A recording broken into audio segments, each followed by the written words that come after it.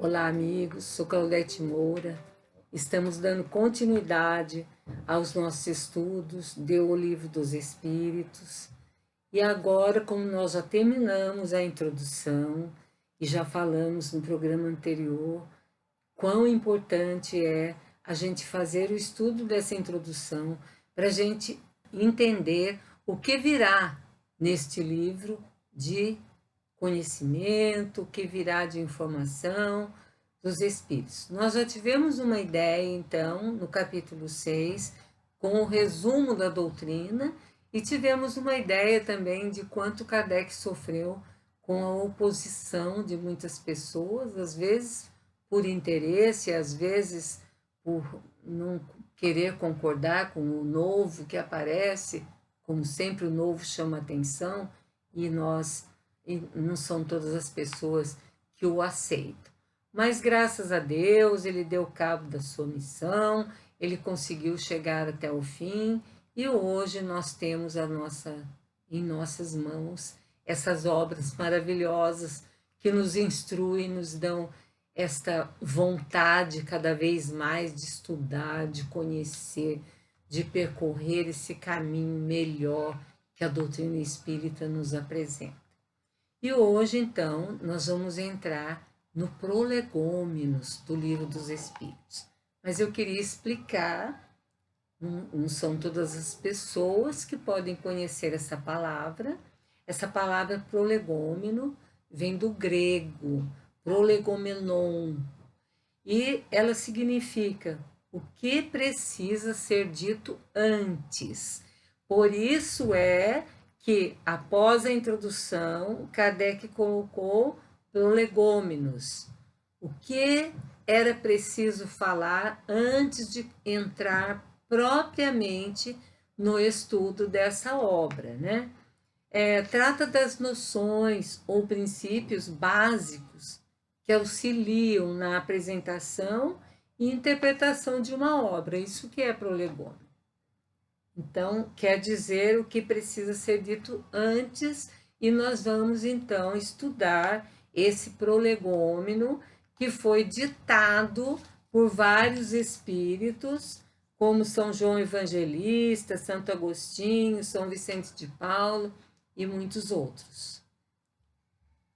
Então, ele começa assim: fenômenos alheios às leis da ciência comum se manifestam em todas as partes e revelam, em sua causa, a ação de uma vontade livre e inteligente. É uma explicação do que vai ser falado nesse livro. Que estavam havendo fenômenos alheios à lei da ciência vulgar, da ciência comum, em todas as partes se manifestando e revelando a sua causa, não só se manifestando, mas revelando em sua causa a ação de uma vontade livre e inteligente. A razão diz que um efeito inteligente deve ter como causa uma força inteligente. E fatos provaram que essa força inteligente pode entrar em comunicação com os homens através de sinais materiais. Vamos ver novamente esta frase, porque é muito importante a gente entender. A razão diz que um efeito inteligente deve ter uma causa inteligente, uma força inteligente. E os fatos acabaram provando que essa força inteligente pode entrar em comunicação com os homens através de sinais materiais, como aconteceu realmente, que os espíritos entraram em contato através de manifestações materiais. Essa força, interrogada sobre sua natureza, declarou pertencer ao mundo dos seres espirituais, que se livraram do envoltório corporal do homem. É desta forma que foi revelada a doutrina dos espíritos. Então, essa inteligência que se declarou aí, que se manifestou, declarou que pertencia ao mundo dos seres espirituais, que já se livraram do envoltório corporal do homem, ou seja, fora do corpo físico, não estão mais no corpo físico. Então foi assim que nós tivemos a revelação da doutrina espírita. As comunicações entre o mundo espírita e o mundo corporal estão na natureza das coisas e não constituem nenhum fato sobrenatural. Essas manifestações, está se dizendo que são naturais, não são fatos sobrenaturais, como se antes a gente achava. As pessoas achavam, vi um espírito, é uma coisa sobrenatural. Algum espírito me apareceu, me falou alguma coisa, é uma coisa do outro mundo. E é outro mundo mesmo, que é o mundo espiritual. Mas no sentido que se falava assim, de um mundo à parte, de um mundo extra, de um mundo sobrenatural, onde a gente não tem acesso, que a gente não tem conhecimento. Então, fala que essas comunicações entre o mundo espírita e o mundo corporal são naturais, completamente, não constituem nenhum fato sobrenatural.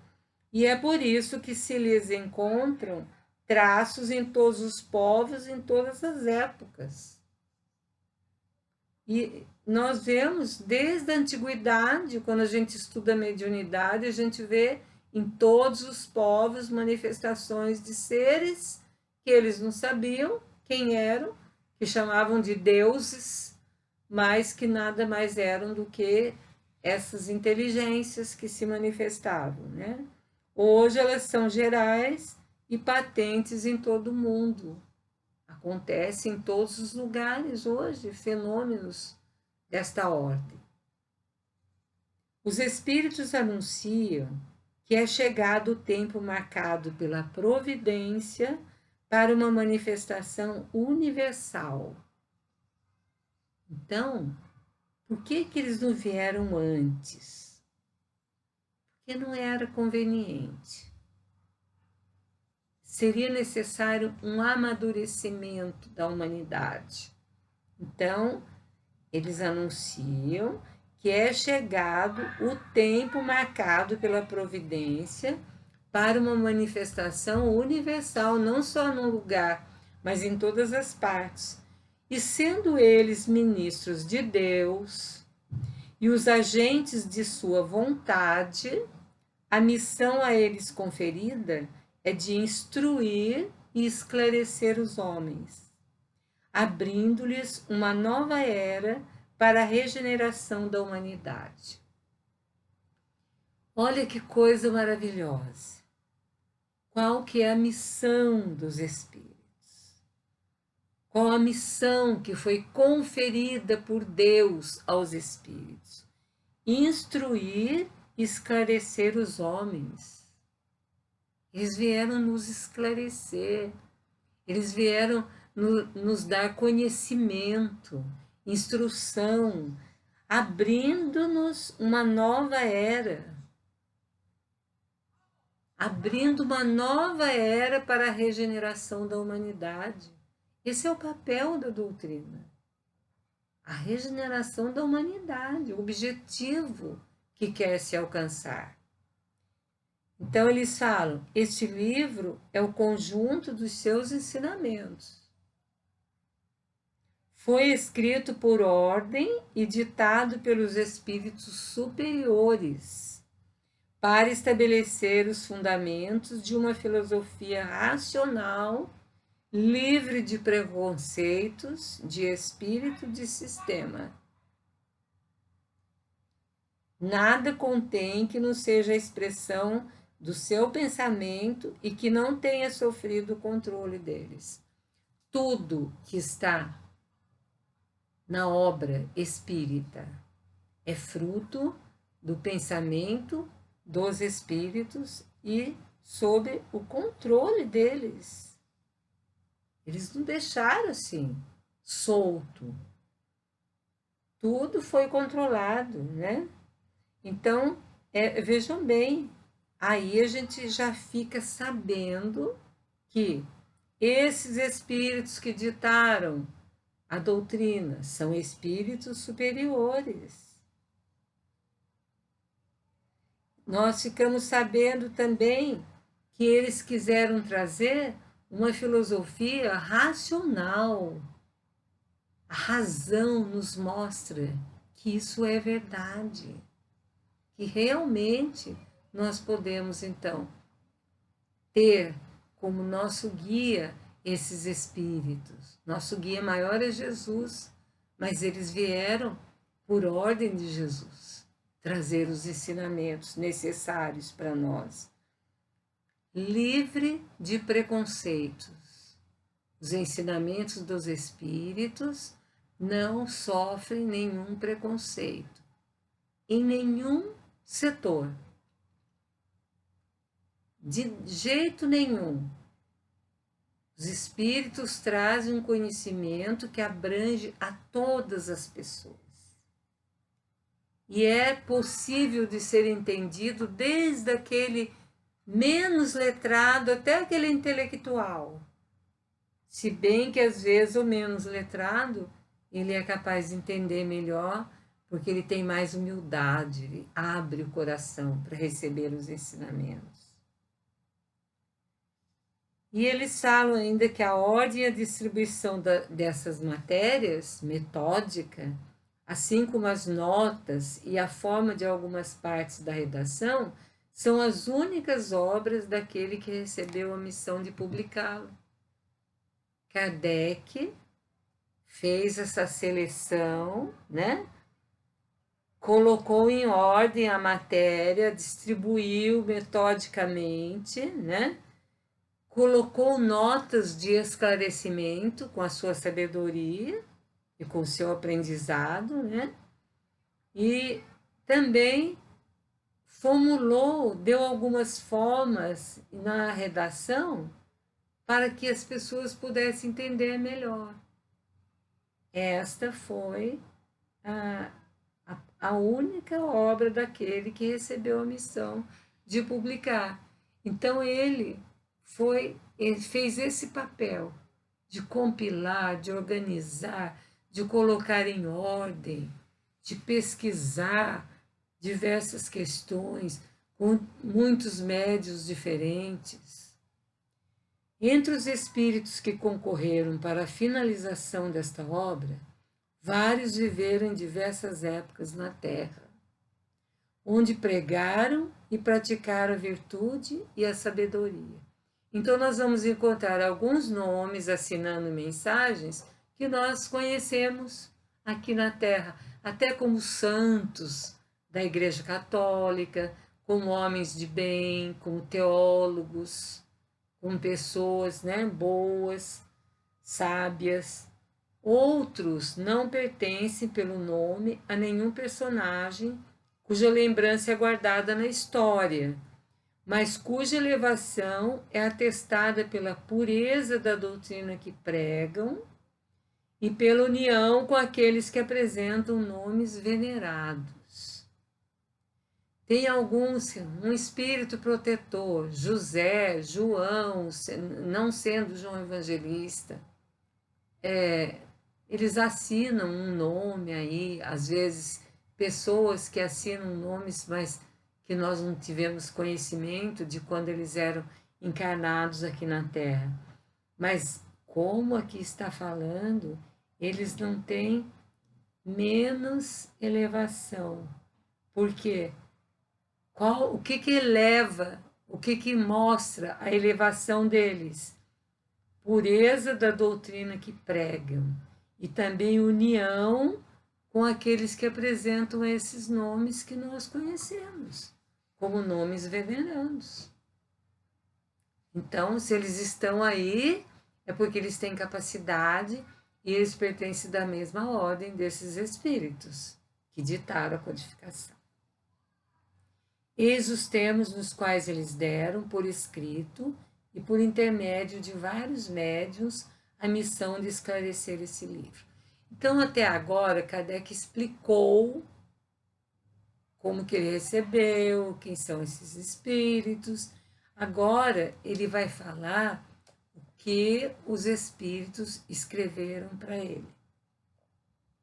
Ocupa-te com zelo e perseverança do trabalho que realizas com a nossa ajuda, pois esse trabalho é nosso. Deixaram bem claro para ele se ocupar com perseverança, com zelo, mas que o trabalho era dos espíritos. Nele colocamos a base de um novo edifício que se eleva, deverá um dia reunir todos os homens num mesmo sentimento de amor e caridade. Não está falando que será a religião espírita a única no mundo, mas está falando, está deixando bem claro que o que está colocado como princípios fundamentais da doutrina vai reunir um dia os homens num mesmo sentimento de amor e caridade. Não é necessário ter uma religião tal ou tal para a gente se dizer espiritual, espiritualizado ou ter religiosidade. Mas nós precisamos, então, ter esse sentimento de amor e caridade, porque a religião de Jesus não pregou nenhuma religião. Ele nasceu no meio da religião judaica, mas ele contestou vários itens da religião que ele achava que já estavam ultrapassados, que precisavam ser revogados, e ele nunca criou uma religião. A religião de Jesus é o amor e a caridade. Então é isso que os espíritos estão falando. Mas antes de publicá-lo, ele está falando para Kardec, eles estão falando para Kardec, revisaremos-lo conjuntamente, a fim de controlar todos os seus detalhes. Ou seja, além de ditar, eles controlaram tudo que estava aí. Todos os detalhes, né? Estaremos contigo todas as vezes que solicitares e para te ajudar em teus outros trabalhos, pois esta não é senão uma parte da missão que te é confiada e que já te foi revelada por um de nós. Já tinha sido revelado para Kardec que ele tinha essa missão. Porque quando Kardec começou a fazer as suas pesquisas, ele não tinha noção que ele ia escrever algum livro. E acabou escrevendo vários. Ele não tinha noção, ele estava fazendo uma pesquisa séria, da maneira que ele achava que devia ser feita, né? E ele estava fazendo o seu trabalho. E os espíritos estão falando que estarão sempre com ele, todas as vezes que ele estiver realizando esse trabalho, que é uma parte da missão que é confiada a ele. Então, ele precisa aqui ter essa perseverança, ele precisa ter essa força, como ele teve mesmo. Entre os ensinamentos que te são transmitidos, existem os que deves guardar só para ti, até nova ordem. Dite-emos quando será chegado o momento. Enquanto o esperas, medita sobre eles, a fim de que estejas pronto quando dele fores avisado. Porque em 18 de abril de 1857 foi publicada a primeira edição do Livro dos Espíritos com 501 perguntas. Então, vejam bem, depois foi ampliado para 1019 em algumas obras, 1018 em outras, porque tem uma questão que foi desdobrada. Agora, vejam bem, ele não sabia o que seria. Ele estava publicando uma obra que ele achou que seria aquela, única. E depois os espíritos estão falando para eles que ele tem que guardar muita coisa que eles estão transmitindo, porque mais tarde ele ia ter que publicar. Foi quando ele fez a revisão, né, junto com os espíritos, e colocou todas as outras questões que não tinham sido colocadas na primeira obra. E foi em 1860. Então, 3 anos após, né, ele ter lançado a primeira edição de O Livro dos Espíritos. E daí nós tivemos esta edição que nós estamos agora estudando. Colocarás no cabeçalho do livro a cepa que te desenhamos. Os espíritos desenharam um ramo de parreira para Kardec. Isso quer dizer cepa. Um ramo de parreira. E no prolegômeno tem desenhado no livro, quando vocês pegarem o Livro dos Espíritos, tem este ramo de parreira. E os espíritos vão fazer uma comparação. Então ele fala: colocarás no cabeçalho do livro a cepa que te desejamos, pois que ela é o emblema do trabalho do Criador. Nela estão reunidos todos os princípios materiais que podem melhor representar o corpo e o espírito.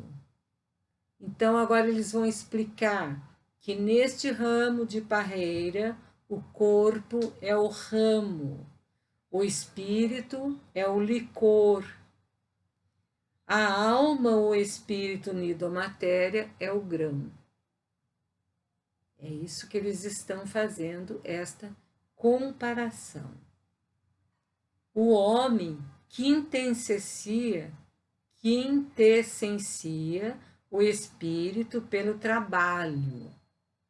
E tu sabes que não é senão pelo trabalho do corpo que o espírito adquire conhecimentos. Então, veja, o que seria isso que o homem quintessencia o espírito pelo trabalho? É a quintessência, é a essência da essência da essência, 5 vezes. Cada vez que eu estou trabalhando, quanto mais eu me renovo, cada vez que eu me torno melhor, o espírito, pelo trabalho que eu estou fazendo, e daí ele fala que é pelo trabalho do corpo que o espírito adquire conhecimentos. Claro, nós estamos aqui encarnados, adquirindo conhecimentos através dos nossos órgãos dos sentidos, de tudo que nos rodeia. Não te deixes desencorajar pela crítica. Encontrarás contraditores encarniçados, sobretudo entre pessoas interessadas em abusos. Encontrá-los-á mesmo entre os espíritos, pois os que não são completamente desmaterializados procuram muitas vezes semear a dúvida, por malícia ou ignorância. Mas prossiga sempre, creia em Deus e caminhe com confiança. Estaremos aqui para te sustentar e está próximo o tempo em que a verdade brilhará em toda parte. Olha que linda essa parte. Olha que coisa maravilhosa. Está pedindo para Kardec não desencorajar, haverá crítica. Claro, tudo que a gente faz tem crítica, ou positiva ou negativa. Então, ele fala, você vai encontrar contraditores, você vai encontrar até entre os espíritos, porque nós já estudamos aqui que os espíritos não são iguais, nem em conhecimento, nem em moral. Então, também poderão encontrar espíritos contraditores, né? Muitas vezes, esses espíritos vão querer semear a dúvida. Olha o alerta que eles estão dando. Por malícia ou por ignorância. Mas prossiga sempre. Olha aqui. Creia em Deus e caminhe com confiança. Estaremos aqui para te sustentar E está próximo o tempo em que a verdade brilhará em toda parte. É um alento para Kardec continuar o seu trabalho. A vaidade de certos homens que creem tudo saber e querem tudo explicar à sua maneira dará origem a opiniões dissidentes, como nós já vimos na introdução. Mas todos os que tiverem visto o grande princípio de Jesus se unirão por laço fraterno que envolverá o mundo inteiro. Deixarão de lado as disputas miseráveis de palavras para se ocuparem só das coisas essenciais, e a doutrina será sempre a mesma quanto aos fundamentos para todos que receberem as comunicações dos espíritos superiores. Não vai mudar. Essas comunicações são as mesmas sempre, porque é a verdade, porque está aí o que os espíritos nos trouxeram, para o nosso bem, para a nossa evolução, para o nosso progresso, para nós progredirmos mesmo. É com perseverança que tu chegarás a recolher o fruto de teus trabalhos. O prazer que sentirás ao ver a doutrina se propagar e bem entendida será para ti uma recompensa, da qual reconhecerás todo o valor, talvez mais no futuro que no presente. Eles fizeram uma previsão de que talvez Kardec pudesse nem ver o resultado de tudo aquilo que ele estava trazendo, mas no futuro do que no presente seria então esse valor, essa recompensa que ele teria pelo todo esforço que ele fez, pelo trabalho que ele apresentou. Não te inquietes, portanto, pelos espinheiros e pelas pedras, que os incrédulos ou os maldosos semearão no caminho. Conserve a confiança. Com confiança chegarás ao objetivo e merecerás ser sempre ajudado. Olha só o que ele está falando, que os espíritos estão falando para Kardec. Não te inquietes pelos espinheiros e pelas pedras, que os incrédulos ou os maldosos semearão no seu caminho. E como aconteceu isso? Quantos maldosos, às vezes dentro do próprio núcleo espírita, do própria Sociedade Estudos Espíritas de Paris, pessoas que ele achavam que eram amigos e acabaram então se virando contra ele, fazendo críticas. Mas o que os espíritos falam? Conserve a confiança, que com confiança chegarás ao objetivo e merecerás ser sempre ajudado. Lembra-te que os bons espíritos não assistem senão os que servem a Deus com humildade e desinteresse, e repudiam todo aquele que procura na via do céu um degrau para as coisas da terra. Eles se afastam dos orgulhosos e dos ambiciosos. O orgulho e a ambição serão sempre uma barreira entre o homem e Deus. É um véu jogado sobre a claridade celeste, e Deus não pode se servir do cego para fazer compreender a luz. Assinaram, então, este manifesto São João Evangelista, Santo Agostinho, São Vicente de Paulo, São Luís, o Espírito de Verdade, Sócrates, Platão, Fenelon, Franklin, Swedenborg. Eles colocaram etc, etc, etc, porque existem outros tantos que também colaboraram. Eu aconselho todos que estão assistindo, que estão seguindo conosco esse estudo, ler novamente, com muita atenção, esses prolegômenos, porque aí nós entendemos perfeitamente a doutrina, como veio, como Kardec recebeu, como que ele deu conta de toda a sua tarefa. Por hoje nós estamos terminando o nosso programa, agradecendo a Deus, a Jesus, todo o amparo que recebemos. Claudete Moura, para o divulgar.net.